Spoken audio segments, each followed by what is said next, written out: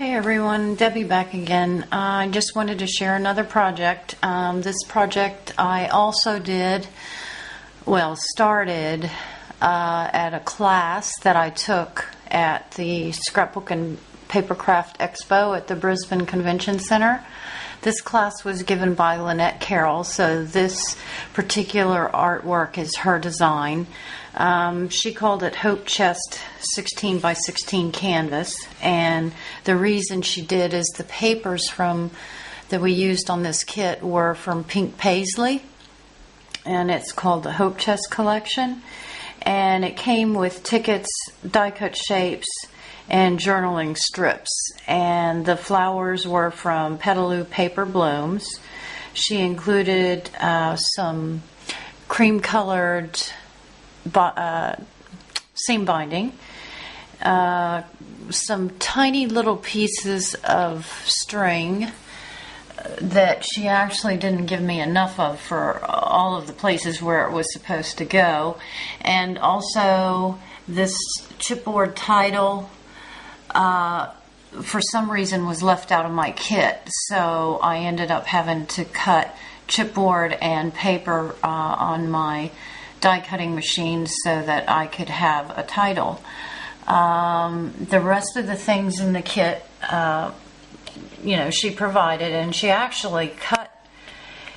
Everything was either cut or pre-cut, and she packaged them in tiny little bags with 4x6 photos of each element so that you would know what it was supposed to look like afterwards, and then she had a 4x6 photo of the whole canvas. That way when you got home you could finish it without any trouble.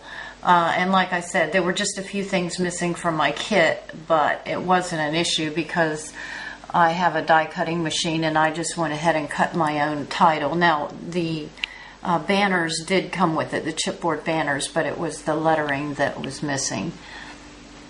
Then I'll show you each of the elements, and then I'll show you the things that I did that was different.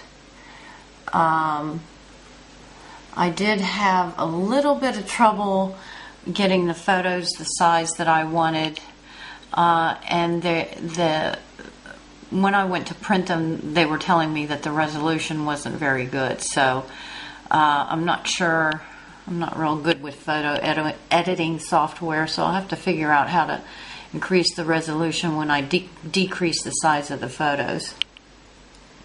But anyway, what I wanted to say was I changed this. This photo actually in her original design did not have a frame around it, and I had a few pieces from separate projects altogether of chipboard that was left over, and I just pieced together this frame because I wanted a frame on that photo.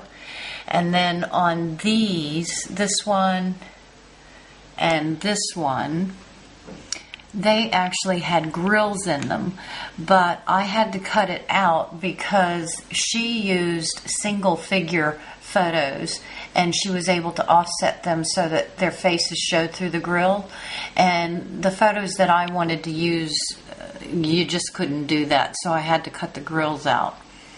Also, she provided these pearl tipped stick pins, and I don't know, must be a personality flaw with me. All of hers were put in just as they were, and it was beautiful. It was beautiful like that. And I know I've heard over and over again, less is more. But when I look at something, I think more is better. So, I don't know. Must be a flaw. But anyway, all of my stick pins, I made, beaded stick pins. There's a little heart here, and this one says friends, because my mother and I are really good friends. And then I did these two, and this one, and then this one I hung a musical note from. And let's see, what else was different? Oh, some of the text I changed because hers had more to do with journey, and it didn't really fit what I was trying to say in the photo, so I changed some of the text. I mean, that was one of hers. This one I changed. This one I changed. That one had said amazing, and I put this is so amazing because that's well, that particular photo isn't, but that's my mother with my granddaughters.